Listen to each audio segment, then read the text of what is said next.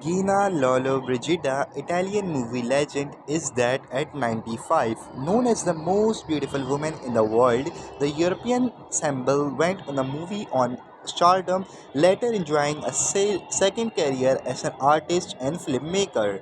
Gina Lollobrigida, the Italian movie actress who became one of the most World War II's era's first major European symbols has died as she was 95. Italy's creature minister confirmed Miss Lollo Brigetta death on social media. Farewell to a big screen diva, Miss Sanguliana wrote on Twitter. Miss Lollo Brigetta has already appeared in the mode on 2 dozen European films when she made her first English language movie, John Huston, in 1953, camp drama Beat the Devil, in which she played Humphrey Morgana wife and partner in crime. That film and the attention she garnered in Fun Tulipa, an Italian French period comedy released in the United States the same year, were enough to put her on the cover of the Time magazine in 1954.